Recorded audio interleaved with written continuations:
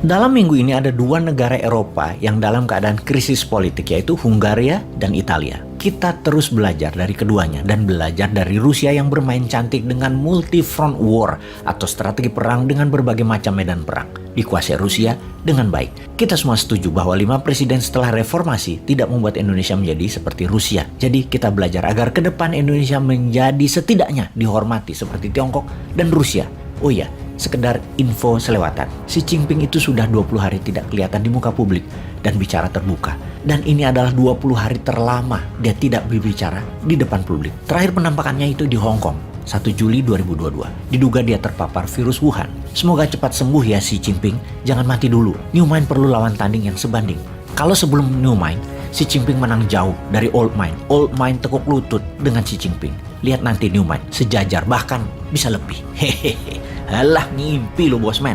Oke, kita lanjut. Kita ke Hungaria dulu. Budapest, ibu kota Hungaria, merupakan kota tua, merupakan hub darat sentral dari berbagai wilayah jalur ekonomi Eropa Timur. Negara tetangganya seperti Serbia, Bosnia, Slovakia, Rumania, semua hub cross bordernya ke arah Budapest.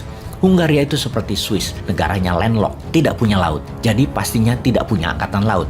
Juga tidak punya pelabuhan. Lautan terdekat adalah Laut Adriatik, tetapi harus melewati negara Slovenia atau Kroasia.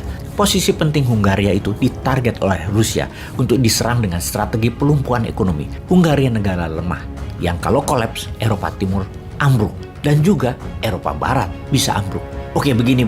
Kita urai sedikit tentang strategi perang Rusia jauh sebelum Rusia masuk ke Ukraina. Pertama, Rusia itu di belakang Brexit, keluarnya Inggris dari Uni Eropa. Idenya Inggris mau sendiri awalnya dan mengadakan referendum. Rusia kemudian bermain melalui perang media, mengarahkan opini bahwa keluar dari Uni Eropa Inggris akan lebih berdaulat. Intinya Rusia tidak ingin Eropa kuat dan berhasil. Inggris Brexit, kemudian menggoyang Spanyol di belakang kelompok Basque di utara Spanyol dan di belakang Catalonia di wilayah timur Spanyol dengan referendum ingin lepas diri dari Spanyol, dan kalau berhasil lepas maka El Clasico Real Madrid dengan Barcelona jadi tidak ada lagi. Barcelona menjadi beda negara dengan Real Madrid, tidak ikut Liga Spanyol lagi. Basque masih terus bergejolak saat ini. Catalonia kemarin gagal referendum melepas dari Spanyol. Semua Rusia yang dukung untuk keterpisahan tersebut, intinya memecahkan kekuatan agar lebih mudah mengendalikannya demi Great Russia. Pemberontakan di Moldova, di Transnistria, bahkan ada 1.000 pasukan Rusia di sana. Terang-terangan Rusia bermain, sama dengan pemberontakan di sisi timur Ukraina di wilayah Donbas. Semua dipelihara lama oleh Rusia. Di sisi dunia,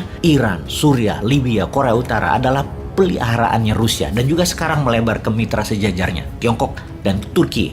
Semua ini adalah strategi Rusia melakukan balance of power oposisi Amerika dan Sekutu Barat. Jadi, di dalam perang di Ukraina, Rusia menggunakan dua negara lemah untuk digoyang, dibangkrutkan. Dibuat masyarakatnya turun ke jalan protes. Mereka tidak makan. Dari krisis ekonomi ke krisis politik, dijatuhkannya pemerintahan yang berkuasa agar negara menjadi tidak stabil. Seperti Boris Johnson terguling.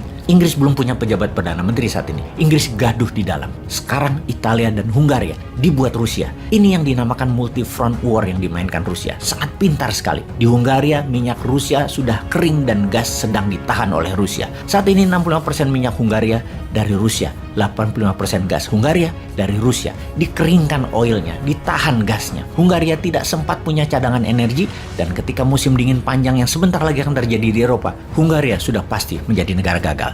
Hungaria sudah menyatakan dirinya energy emergency, sudah darurat energi negaranya. Ini efek Hungaria mengikuti sanksi ekonomi Barat kepada Rusia, lalu malah dibalik, dikeringkan dan ditahan sekalian sama Rusia. Hungarianya kolaps dan teriak ke Barat, "Elusi!" Saat ini, satu-satunya energi yang dijalankan untuk daya listrik di Hungaria adalah dari listrik tenaga nuklir. Untuk mengantisipasi musim dingin panjang tanpa gas dan minyak Rusia, Hungaria akan mengaktifkan listrik tenaga batu bara, power plant lama yang harus dijalankan lagi yang sudah berhenti sejak 15 tahun yang lalu. Pengiriman batu bara baru akan masuk awal tahun depan, itu pun belum bisa mencukupi energi yang Hungaria butuhkan. Eropa saat ini kebingungan dan membuat peraturan baru lagi. Minyak yang dilarang, yang diembargo, hanyalah yang lewat laut, yang lewat darat boleh dijalankan. Lah, Hungaria sudah dikeringkan dan tinggal disiapin rubel untuk bayar ke Rusia. Ternyata Rusia menolak. Yang bakal kena serangan kemudian adalah Jerman. Walaupun turbin Kanada sudah datang, pemeliharaan pipa gas Nord Stream dilakukan. akan dinyalakan lagi 21 Juli. Besar kemungkinan tidak dinyalakan segera. Hal ini dilakukan Rusia untuk menekan Eropa Barat. Rusia mencoba mengeringkan cadangan gas Jerman yang ada di tangki sebesar 60%-an akan dibuat nol kalau perlu. Dan apa yang Rusia lakukan di Hungaria adalah contoh nyata yang akan membuat Jerman gemetar. Rusia kemarin berkomentar, Gazprom berkomentar, perbaikan di Portovaya Station memerlukan waktu lebih panjang. Karena itu diperkirakan tanggal 21 Juli belum tentu bisa dialirkan gas ke Jerman. Aimate, tanda-tanda nih. Eurozone akan kolaps kalau Jerman inflasi tinggi dan kekurangan energi.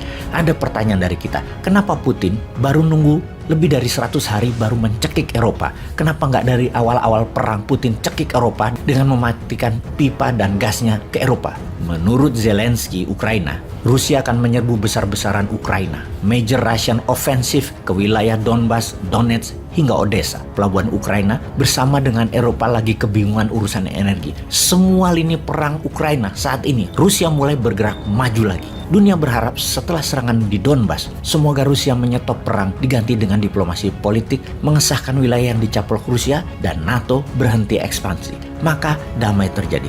Kalau tidak berhenti perang, perang ini akan panjang, dunia akan menjadi bukan dunia yang kita kenal selama ini. Untuk itu semua, sudah siapkah Indonesia?